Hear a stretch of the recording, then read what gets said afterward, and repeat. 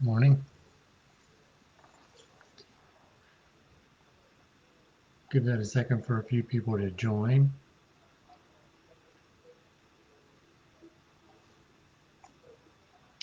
Interesting. All right. Just some basic updates for today, and largely some things similar to the last 2 weekends in terms of what might be happening tomorrow in terms of protests and things like that. Would I would just say, you know, encourage folks to use discretion if you're going to any protesting sites this weekend. No reason to be out if your main goals are agitation. I'll refer you back to the resources that we had shared over the last few weeks about being a non-anxious and non-violent presence in situations that may be dangerous or violent. And, if you can avoid those, avoid those. So other than that, we do have a few things happening this weekend we want to make sure you know about. And I didn't give Brian this link, but I'll take care of it. We will be having one of our baseline, the JRJ classes. Tomorrow is one exploring, what is whiteness, and how do we look at privilege and begin to really take a take a decent look at the lenses that we bring into the world through things like white supremacy that maybe we don't even know we're absorbing, but we're absorbing. So that is tomorrow, and the registration is open. We have members of the JRJ team who are going to lead that. It should be excellent. Just again, these have been our baseline classes for getting our heads around definitions and concepts. So we have that for you. I'll put that in the comments there. That's tomorrow at 10 a.m. And that'll be really good. So hope you can join that.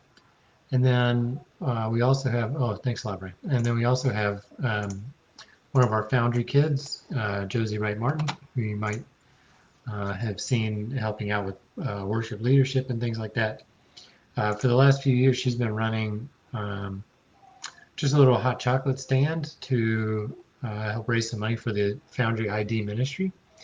It's really great. Her neighborhood really rallies around her. The Foundry community rallies around her.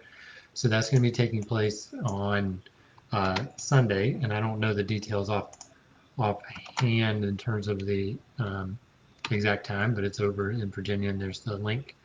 This year it's got a website, so you can really check out what she's doing and how she's kind of leveraging her heart for service to bring resources in for the ministries of Foundry Church. Really amazing stuff. Lastly, just some updates on what's coming up. Obviously, it's November. The election is done. It's done. It's done.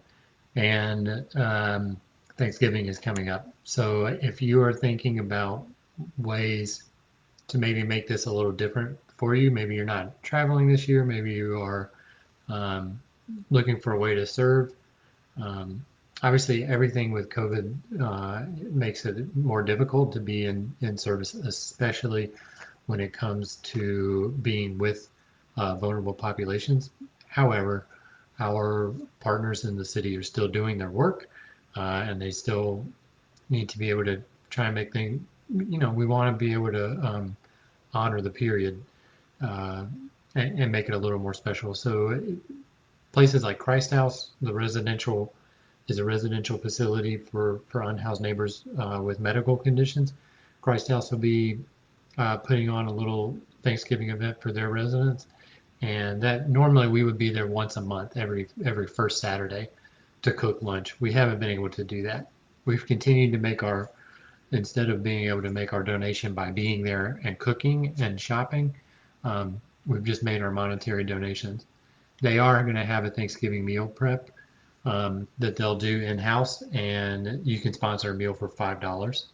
So, or you can look on their wish list. They have an Amazon wish list for some larger needs beyond Thanksgiving, but they also have some wish lists in relation to what they want to do for Thanksgiving. So Brian can put the Christ House link, and you can explore that. You can make a donation to them directly, or you can reach out to them and contact them about exactly what they need. Things like, things like hams and turkeys, that kind of stuff. So if you wanted to contact them directly and see if you can do one of those specifically, or just sponsor a meal for $5, that's a really good way to engage with what's happening. Another space where you can engage over the next few weeks um, is with Bread for the City. Again, they're helping out with all sorts of things. They've got medical services, legal services, case management, and also like some of the basic food, groceries, things like that, distribution site for food banks. So Bread for the City is another really good one to support. And the link that Brian's going to share in the comments has the contact information for um, the mutual aid networks across the city and how you can be in contact with the mutual aid network that's in your ward, and you can do that. And that's another good way to be in service hyper locally to the needs of your specific neighbors and your neighborhood. So not just for Thanksgiving that's coming up, but like all year round, especially in this posture where people can't get out. That's an excellent way to know exactly what's happening. And then finally, there will be some events happening, like the DC JCC that's just across the street from Foundry. They do an event every year called Everything But the Turkey. That one is an actual in-person service event. So if you're really looking for that, you can check out the JCC for that. Um, it'll take place outside, similar to how we did Great Day of Service, but it'll take place outside where you put together the grocery bags. The food banks still need assistance both in DC and in the county. So if you're not in the district and you want to know like what's one big thing I can be doing, the food banks have an ongoing need for volunteers in this period, and that's an excellent way to help um, get things prepped for the folks that are really needing it because they're missing paychecks or whatever. Um, so I encourage you to just explore. Now we'll go ahead and Foundry will make sure that we, over the next few weeks, go ahead and make some of our larger cash donations to those critical partners like Bread for the City, Miriam's Kitchen, Pathways to Housing, because they're doing this work ongoing, and we want to continue to support them in an ongoing way. So the last link that Brian has in his email that he can share is from Foundry's Greatest Need, if you wanted to donate toward that. Our Sandwich 1000 ministry continues to pack meals once a month. So if you you can contact Kathy if you want to get involved with packing, but you can continue to support that ministry as well. And then finally, like one of the things that we would normally do as we get closer to this kind of holiday end of the year season, a lot of times we would try and have some like fair trade items available at the church. Those aren't we're not able to do that this year. However, Chris Matthews and Margie McKelvey have kind of organized a way for people who want to participate in kind of some bulk purchase of fair trade items. They've set up a system where you can do that and you can reach out to them. We've posted that information in the Forge and in a few larger emails that have gone around. So if you want to take advantage of that, that's another way to kind of not quite our normal routine, but a way to still to stay connected to some of our regular routines in this as we enter this season. And that's about it. Y'all need to be smart, be safe this week, and continue to wear your mask. Counts are going up, obviously, in DC, all across the country. Please take care of yourself so that you're taking care of each other, and then watch out. Engage you can look at all these things as a way to engage and stay connected.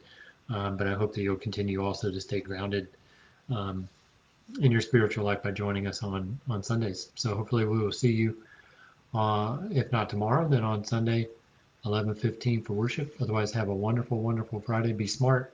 Be smart this weekend. Be smart this weekend. We'll talk to you later. Bye bye.